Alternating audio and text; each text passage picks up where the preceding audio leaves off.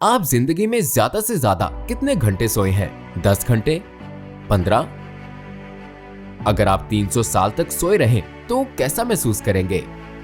जी हाँ, ऐसे लोग भी हैं जो 300 साल तक सोए रहे। इस वीडियो में हम ऐसे मोमिन नौजवानों की बात करेंगे जिनका ज़माना तो एक था लेकिन मुख्तलिफ मकामात पर एक दूसरे से नावाकिफ थे। हम असहाबे कहफ के बारे में बात करेंगे। तकरीबन सब ने ही अपने बड़ों या दीगर लोगों से असहाबे कहफ का किस्सा सुना होगा, लेकिन हम में से बेशतर लोग सिर्फ ये जानते हैं कि असहाबे कहफ 7 अफराद थे जो सैकड़ों साल तक सोए रहे।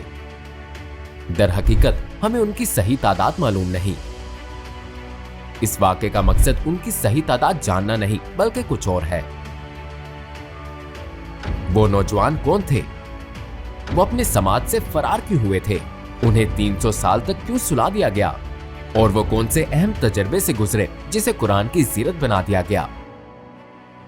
इस्लामी और बाज़ दीगर रवायात की रोशनी में आइए मिलकर असहाबे कहफ का किस्सा सुनते हैं।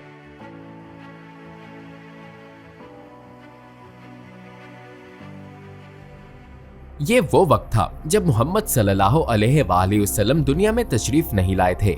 ईसाईयत हजरत ईसा अलैहिस्सलाम की हकीकी तालीमात के मुताबिक तब तक मुकम्मल तहरीफ से पाक थी। उनमें एक खुदा को मानने वाले तौहीद परस्त ईसाई मौजूद थे। रोमी सल्तनत उस वक्त बुत परस्ती की तरफ माइल थी। वो सिर्फ बुत परस्ती नहीं बल्कि खुदा को मानने और बुत परस्ती छोड़कर ईसाईयत अपनाने वालों को जबरदस्ती वापस पुराने दीन पर लाते थे। उन्होंने इसके लिए तमाम हरबे आजमाए, हत्ता कि वो पुराने दीन पर ना आने वाले ईसाइयों को अजियतनाक तरीकों से मौत के घाट भी उतारते थे। मसलन वो उन्हें सूली चढ़ाते और दहकती आग में जला डालते थे।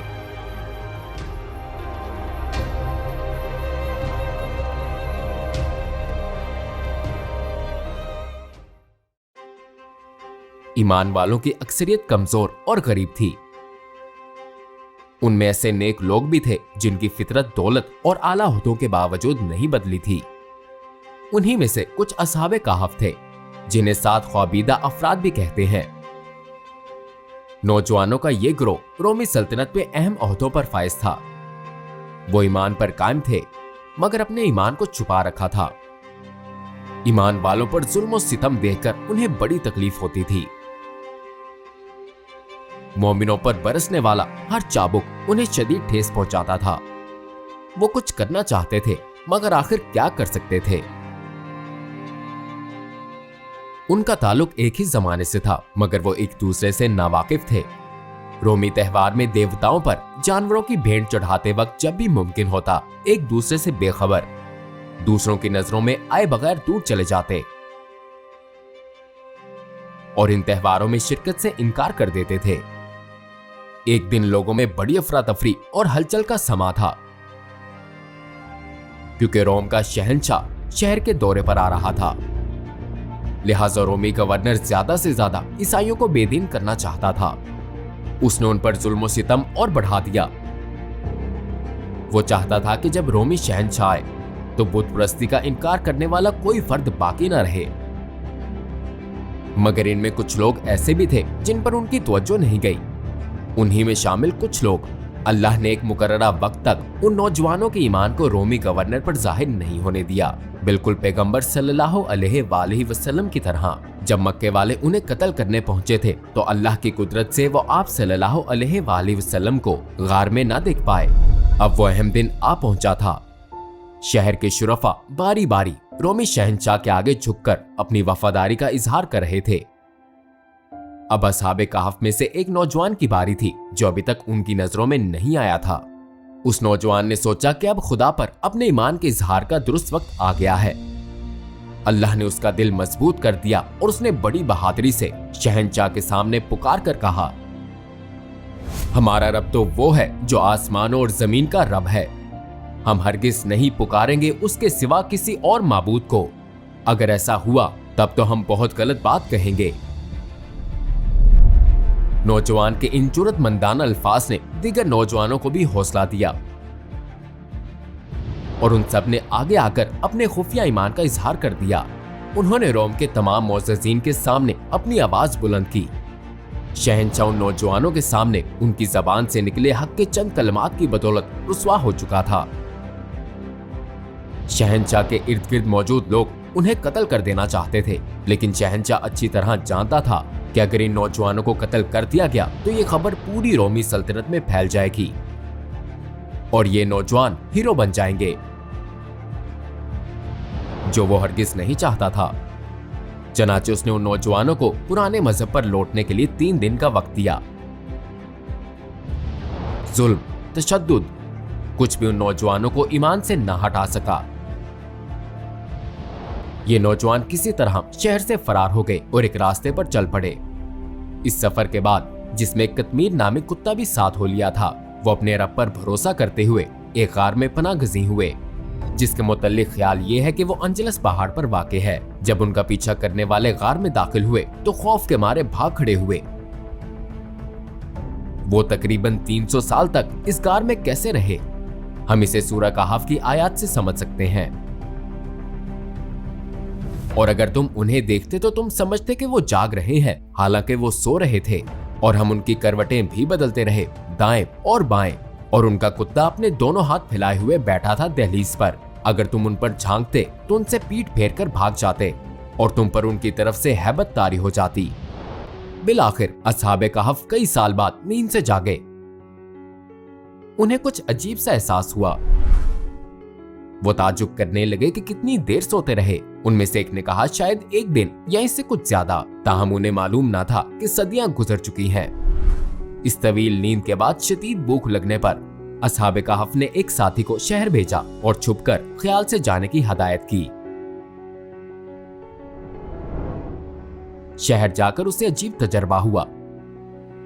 वो हैरान था कि चंद दिनों में शहर का नक्शा बिल्कुल बदल चुका है।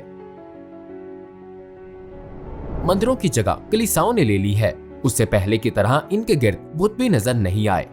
लोगों की सारी गुफ्तगू खुदाए वाहिद के मुतल्लिक थी। शहंशाह के सामने तौहीद की उस पुकार का समर आज खुदा परस्तों की सूरत में सामने था। लोग अब लकड़ी और पत्थर से बने बुतों के पुजारी नहीं थे। माजी में खुदाए वाहिद पर ईमान को छुपाया जाता था, मगर अब बुतों को पूजना और जाहिर करना मुश्किल हो गया था। हैरत से इर्द गिर्द देखते और खाना तलाश करते हुए उस नौजवान को रोटी की एक दुकान नजर आई। उसने खुद अपने और साथियों के लिए रोटी खरीदी। कीमत अदा करने के लिए उसके पास चांदी का एक सिक्का था।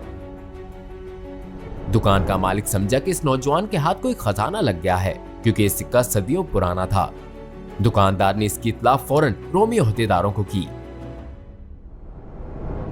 फिर उस नौजवान को महल में ले जाया गया, जहां उसे हकीकत का इल्म हुआ। दरअसल वो 1 या 2 दिन नहीं बल्कि सदियों तक सोए रहे।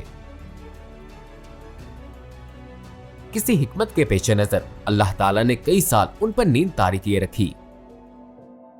जिस दौर में वो बेदार हुए तब लोग आखिरत से मुतल्लिक शक में मुब्तला थे और ये बहस गर्म थी कि दोबारा जिंदा होना कैसे मुमकिन है। सदियों बाद बेदारी के इस वाक़े से सबको ये बात समझने और इस पर गौर करने का मौका मिला कि जिंदगी अल्लाह के हाथ में है। वो जिसे चाहे अपने बंदे को जिंदगी दे सकता है। वो इन नौजवानों की तरह उन्हें बरसों सुलाकर दोबारा बेदार कर सकता है। लिहाजा जो लोग मरने के बाद कब्रों में सो रहे हैं, उन्हें अल्लाह जब चाहेगा इस हालत से दोबारा जिंदा कर देगा। और ये उसकी कुदरत के लिए कुछ मुश्किल नहीं है, क्योंकि जिस अल्लाह ने इन्हें बेदार किया वो हम सबको भी मौत के बाद दोबारा जिंदा करने पर कादिर है। उनकी बेदारी के बाद हजारों लोग जोक दर जोक अस्हाबे कहफ को देखने गार में पहुंचे और इन नौजवानों को देखा जो सदियों तक वहां सोए रहे थे।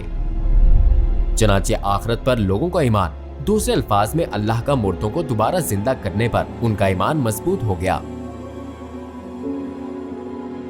लोगों से मिलकर ये नौजवान दोबारा गार में दाखिल हुए। वो अपने रब के हुजूर दुआ करते हुए सजदे में ज़ेर हो गए, जिसने उन्हें दोबारा बेदार किया था, और फिर कयामत तक के लिए मौत की नींद सो गए। इस वाक़े के बाद रोमी हुक्मरानों ने ऐन इसी जगह एक इबादत गाह तामीर करवाई। इसी तरह आखिरत के सबूत पेश करने का फर्ज निभाकर अस्हाबे कहफ की दास्तान खत्म हुई। वो अपने रब पर ईमान रखने वाले चंद नौजवान थे। वो इन फिक्रों में नहीं पड़े कि ये मुशरिकाना जिंदगी कब तक चलती रहेगी, हक कब तक गालिब आएगा। बल्कि उनका ईमान हजरत ईसा अलैहिस्सलाम की इस बात पर था। तुमने जो कुछ अंधेरे में कहा है वो दिन के उजाले में सुना जाएगा, और जो कान में सरगोशियां तुमने अंदरूनी कमरों में की उनकी छतों से ऐलान किया जाएगा। उन्हें सिर्फ एक फिक्र थी, क्या हम वो दिन कभी देख पाएंगे? अल्लाह ने उन्हें वो दिन दिखा दिए। फतह मक्का में भी यही हुआ था। उस दिन बुत तोड़ दिए गए थे और मक्के की गलियों और काबा की छत से हक का ऐलान हुआ था। रहमतुल लिल आलमीन पैगंबर मुस्तफा सल्लल्लाहु अलैहि वसल्लम ने यह आयत तिलावत फरमाई थी, और आप कह दीजिए कि हक आ गया और बातिल भाग गया, यकीनन बातिल है ही भाग जाने वाला। आज जब हम में से कुछ लोग दुनिया और दुनिया वालों को देखते हैं तो परेशान होकर पूछते हैं, आखिर कब तक इंसानियत जवाल पजीर रहेगी? हक दोबारा कब गालिब आएगा? हम मायूसी का शिकार भी हो सकते हैं, लेकिन असहाबे कहफ की मिसाली दास्तान समझाती है कि हमें नाउमीद नहीं होना चाहिए। फतह मक्का इसकी सबसे रोशन मिसाल है। रहमतुल लिल आलमीन हजरत मोहम्मद मुस्तफा सल्लल्लाहु अलैहि वसल्लम का नस्बुल ऐन आज करोड़ों लोगों तक कैसे पहुंचा? इसलिए कि उन्होंने सिर्फ अपने रब्बे जुल जलाल पर भरोसा किया, क्योंकि वो जानते थे कि जिसका दीन है वो उसे जरूर गालिब करेगा। यही वजह है कि जब कुरैश मक्का बड़ी बड़ी पेशकशें लेकर आए तो आप सल्लल्लाहु अलैहि वसल्लम ने उन्हें फरमाया, मफहूम, अगर तुम मेरे एक हाथ पर चांद और दूसरे पर सूरज लाकर रख दो तब भी मैं इस काम से पीछे नहीं हटूंगा। या तो अल्लाह इस दीन को गालिब कर देगा या फिर मेरी जान ही इस राह में चली जाएगी। आप सल्लल्लाहु अलैहि वसल्लम ने उनकी पेशकशें ठुकरा दी, क्योंकि आपके अजीम मकसद में मादियत नहीं बल्कि रूहानियत और बातिल नहीं बल्कि हक का गलबा था। इस मकसद के लिए जान देना आप सल्लल्लाहु अलैहि वसल्लम के लिए सादत थी। आप सल्लल्लाहु अलैहि वसल्लम के पास सिर्फ एक जिंदगी थी और वो बाहर सूरत अल्लाह ही के लिए थी। अल्लाह अपने नूर की तकमील जरूर करेगा, खा कोई कुछ भी कहता या करता रहे। ख्वा हम उसके दीन की मदद करें या ना करें, उसे अपने नूर की तकमील के लिए हमारी जरूरत नहीं है, लेकिन हमें इसका हिस्सा बनना होगा, क्योंकि यही नूर हमारी निजात का जामिन है। अस्सलामुअलैकुम भाई और बहनों, हमने देखा कि हमारे 80% व्यूवर्स बाशुमूल इस वीडियो के हमारे चैनल के सब्सक्राइबर नहीं हैं। जैसा कि आप जानते हैं, हम एक गैर मुनाफा बख्श तंजीम है और हमारी वीडियोस पर इश्तिहारात गैर फाल हैं। लिहाजा हम सिर्फ इसलिए इसकी दरख्वास्त कर रहे हैं ताकि सच्चाई को फैलाया जा सके। ये एक छोटा सा अमल लगता है, लेकिन इंशाअल्लाह ये बहुत से लोगों के लिए रहनुमाई का